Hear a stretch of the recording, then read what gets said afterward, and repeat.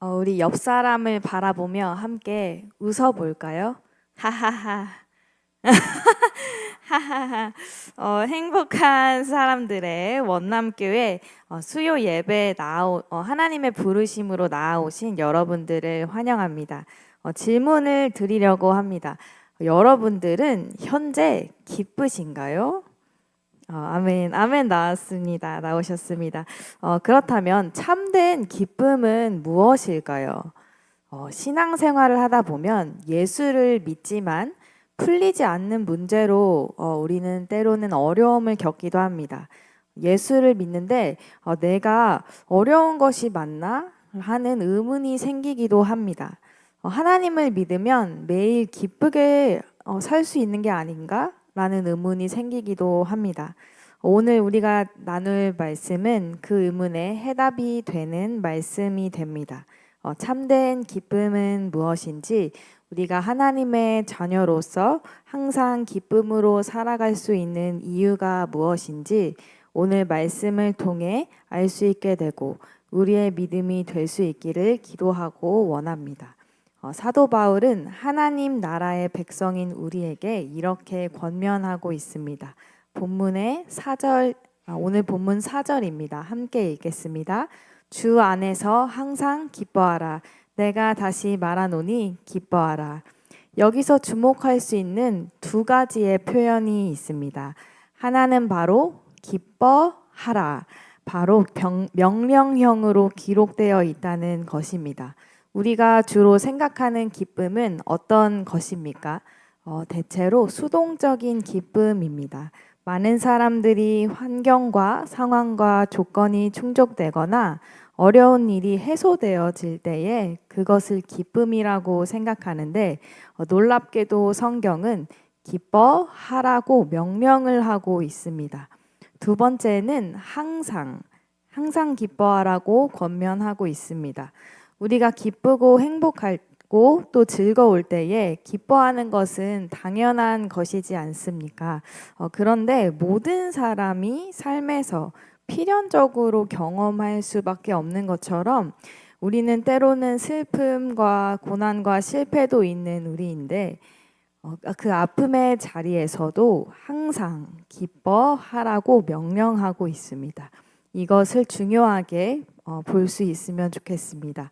이 땅을 살아가면서 기쁨이 없는 성도는 불행한 것이겠습니다. 예수를 믿는 사람의 가장 중요한 특징은 기쁨입니다. 항상 언제나 기뻐하고 즐거워할 수 있는 존재가 성도입니다. 그런데 이런 일이 실제로 과연 가능한 것일까요? 우리가 이 땅에서 살면서 많은 슬픔과 실패를 경험하고 때로 오해도 받고 많은 고통을 경험하는데 항상 기뻐하는 것이 정말 가능한 일일까요? 이 권면을 하는 바울의 형편을 한번 보기를 원하는데요. 그는 지금 감옥 안에 있습니다. 그가 사랑했던 교회 중 하나인 빌립보 교회가 유오디아와 순두개의 다툼으로 분열이 되었습니다. 그가 그렇게 사랑했던 교회는 거짓 교훈 그리고 거짓 교훈과 가르침 때문에 아파하고 싸워야 하는 교회였습니다. 그런데도 바울은 그 상황에서 항상 기뻐하라. 내가 다시 말하노니 기뻐하라고 명령형으로 권면하고 있습니다. 이런 일이 어떻게 가능한 것일까요?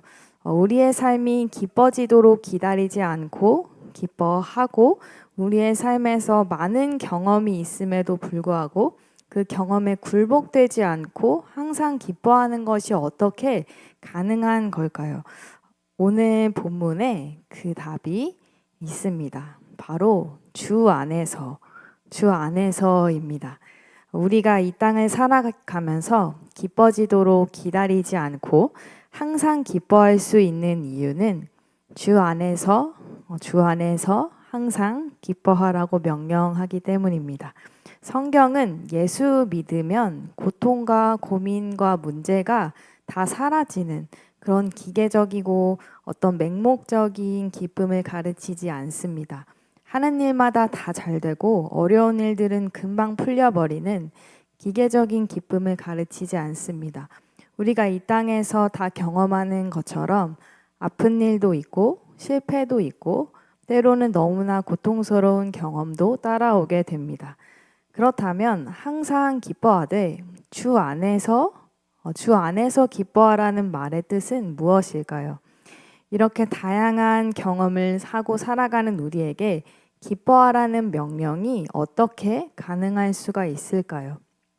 어떤 상황과 조건에 형편에 또 구애받지 않고 항상 기뻐하고 사는 것이 어떻게 가능한 것일까요? 그런 점에서 이 주 안에서 기뻐한다, 이 주 안에서라는 말의 의미를 세 가지로 볼 수 있습니다. 첫 번째는 주 안에 있는 기쁨으로 기뻐하라는 것입니다. 다시 말해서 예수님이 이 세상에 오셔서 우리의 질고와 고통과 죄와 허물을 대신 지시고 피 흘리시고 몸을 찢기시면서 우리에게 주신 선물, 즉 구원의 열매, 그 중에 하나가 기쁨입니다. 하늘에 속한 근원이 하늘에 있는 기쁨입니다. 이 땅에 있는 우리의 경험, 우리의 삶에 의해서 좌우되는 기쁨이 아니라 예수님의 공로로 우리에게 주어진 기쁨이기 때문에 항상 기뻐하라는 명령이 우리에게 적용이 가능한 것입니다. 예수님께서 제자들을 떠나시기 전에 이렇게 말씀하셨습니다. 제가 읽겠습니다. 요한복음 16장 22절 말씀입니다. 지금은 너희가 근심하나 내가 다시 너희를 보리니 너희 마음이 기쁠 것이요 너희 기쁨을 빼앗을 자가 없으리라. 주님이 아무도 빼앗을 수 없는 기쁨을 주신다고 말씀하시는 것입니다. 나아가 요한복음 17장 13절을 함께 읽겠습니다. 지금 내가 아버지께로 가오니 내가 세상에서 이 말을 하옵는 것은 그들로 내 기쁨을 그들 안에 충만히 가지게 하려 함이니이다. 주님께서 우리에게 주신 기쁨, 우리가 충만히 가지고 기뻐하고 즐거워할 수 있는 기쁨은 예수님 때문에 우리에게 생긴 기쁨, 예수님이 가지고 계셨던 기쁨, 예수님이 우리를 위해 만들어주신 기쁨으로 기뻐하는 것입니다. 그래서 주 안에서 항상 기뻐하는 것입니다. 우리 구주께서 세상에 오실 때 천사들은 목자들에게 가서 온 백성에게 미칠 큰 기쁨의 소식이라고 말했습니다. 복음, 즉 좋은 소식이 만들어내는 중요한 열매가 바로 큰 기쁨입니다. 땅의 슬픔과 아픔과 질고를 이기고도 남을 큰 기쁨을 이 땅에 주시려고 주님이 오신 것입니다. 주님이 우리에게 기뻐하라고 명령하셨을 때 환경이나 마음의 상태에 의해 좌우되는 일시적인 기쁨으로 기뻐하라고 하신 것이 아닙니다. 자녀들이 잘 되고 가정에 어려움이 없기 때문에 취업이 너무 잘 됐기 때문에 기뻐하는 수동적인 기쁨이 아닙니다. 그리스도로 인하여 하나님이 우리에게 주신 기쁨입니다. 감옥에 갇혀도 유오디아와 순도계의 다툼으로 교회에 상함이 있을지라도 절대로 잃어버릴 수 없는 하나님의 기쁨인 것입니다. 이 참된 기쁨을 누리고 경험하고 빼앗기지 말라는 것입니다. 성경은 우리의 삶 속에서 이런 기쁨으로 기뻐하라고 말합니다. 주님이 우리에게 주신 기쁨, 주님이 그분의 몸과 피로 사주신 기쁨을 어떤 삶의 경험에 의해 빼앗기지 말라는 것입니다. 이 땅을 살면서 기뻐할 만할 때 기뻐하는 것이 아니라 항상 기뻐하라고 명령하는 것입니다. 두 번째로 주 안에서의 의미를 이렇게 해석할 수 있습니다.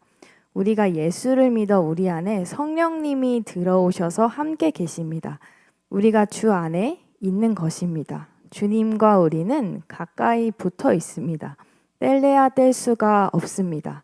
따라서 주님이 우리와 함께 계시기 때문에 기뻐하고 즐거워하라는 것입니다. 우리가 하물며 사랑하는 사람과 함께라면 어려움 속에서도 웃으며 나아갈 수 있다고 말하기도 하는데요. 우리는 사랑하는 주님과 함께 있기에 어려운 문제가 있어도 행복하고 기쁩니다. 따라서 성경은 주님이 우리 안에 계시고 우리가 주님과 함께 있기 때문에 기뻐하고 즐거워하라고 명령하는 것입니다. 땅으로 인해 환경으로 인해 기뻐지기를 기다리지 말라는 것입니다. 수동적인 기쁨은 정말 짧은 기쁨이 되지만 오직 주님이 주신 기쁨으로 기뻐하라는 것입니다. 세 번째로 주님은 이 땅에 오셔서 마귀의 권세를 깨뜨리셨습니다. 죄의 권세를 깨뜨리셨습니다. 사망의 권세도 다 깨뜨리셨습니다. 주님은 어떠한 분이신가 하면 땅과 만물의 모든 권세와 능력을 갖고 계십니다. 우리가 살아가는 이 땅에서는 힘이 센 나라가 힘이 센 사람이 어떤 철학이나 어떤 정신이 세상을 이끌어가는 것처럼 보이지만 성경은 하나님이 이 세상을 이끌어 가신다고 말합니다. 그래서 주 안에서 기뻐하라고 하는 것입니다. 우리가 경험하는 어떤 삶도 하나님의 다스림과 통치를 벗어나지 않습니다. 그러니 안심할 수가 있습니다. 다 하나님의 손 안에 있습니다. 이 모든 것이 지금 눈물 같고 아픔 같고 고통 같지만 선하신 하나님의 손에 붙들려서 반드시 유익하게 될 줄 믿음으로써 기뻐하고 즐거워하는 것입니다. 우리가 알거니와 하나님을 사랑하는 자, 그의 뜻대로 부르심을 입은 자들에게는 결국 모든 것이 합력하여 선을 이름을 믿음으로써 기뻐하고 즐거워하는 것입니다. 문제를 한번 바꿔서 보시기를 바랍니다. 사람들은 종종 이렇게 생각합니다. 기쁘지도 않은데 어떻게 기뻐하나? 좋은 일이 없는데 어떻게 기뻐하나? 그러나 생각을 한번 바꿔서 해보기를 원합니다. 살아계신 하나님이 보고 계신데 우리가 고난과 아픔을 통과하고 있습니다. 실패와 마음 상하는 일들이 지나가고 있습니다. 그때 우리가 울고 불평하면 주님이 충분히 받아주시고 안아주시고 위로해 주시겠죠. 그러나 우리가 기뻐하고 즐거워하고 하나님을 인정하고 하나님의 선하심을 중심에 담아 입술로 고백할 수 있다면 그것은 더욱 큰 감격과 희락일 것입니다. 아픔이 있는 자리는 우리가 믿음을 사용할 수 있는 굉장히 중요한 자리입니다. 그래서 성경은 우리가 주 안에서 기뻐하라고, 즐거워하라고, 항상 기뻐하라고 우리에게 반복해서 명령하는 것입니다. 우리가 갖고 있는 기쁨은 땅에 속한 수동적인 기쁨이 아니라 하늘의 참된 기쁨이라는 것이 언제 드러날까요? 아픔이 있고 눈물이 있을 때 기뻐할 수 있는 기쁨이 있다면 그것은 참된 기쁨입니다. 환경과 상황이 허락하는 대로 끌려가지 않고 내 마음 상태가 이끄는 대로 끌려가지 않고 하나님을 인정하고 고백하면서 삶이 다스려져 가고 계십니까? 이런저런 삶의 경험들 앞에서 굴복하지 않고 예수님이 피 흘려 사신 기쁨이 우리 삶을 다스리고 계십니까? 우리가 한번 돌아보기를 원합니다. 참된 기쁨으로 상황과 환경에 굴복하지 않고 어떤 때에나 예수 안에서 기뻐하는 것, 그것은 세상에 속한 자가 아닌 하나님께 속한 자의 구별된 삶, 다른 삶, 그리고 특권입니다. 믿지 않는 사람은 신자의 이러한 모습에 하나님의 살아계심을 보지 않겠습니까? 저 사람은 저 상황에서 어떻게 저렇게 기뻐할 수 있을까? 어디서 저런 기쁨과 웃음이 나오는 것일까? 왜 우리가 어떤 상황에서도 기뻐할 수가 있습니까? 바로 예수 그리스도 안에 있기 때문입니다. 말씀을 정리하려고 합니다. 하나님께서는 우리에게 항상 기뻐하라고 명령하십니다. 첫 번째로 주 안에 있는 기쁨으로 기뻐하라는 것입니다. 다시 말해 예수님이 세상에 오셔서 우리의 아픔과 죄와 고통을 대신 지시고 피 흘려 찢기셔서 우리에게 주신 구원의 선물, 구원의 열매로 우리에게 주신 그 기쁨으로 기뻐하라는 것입니다. 두 번째로 주님이 우리와 함께 계시기 때문에 기뻐하라는 것입니다. 즉 주님이 우리 안에 계시고 우리가 주님과 함께 있기 때문에 기뻐하고 즐거워하는 것입니다. 세 번째로 땅과 만물의 모든 권세와 능력을 갖고 계신 주님이 세상을 이끌어 가시기 때문에 선하신 하나님의 손에 붙들려서 반드시 모든 것이 유익하게 될 줄 믿음으로써 기뻐하고 즐거워하는 것입니다. 주 안에서 항상 기뻐하는 모두가 되기를 주님의 이름으로 축원합니다. 찬양하고 기도하겠습니다.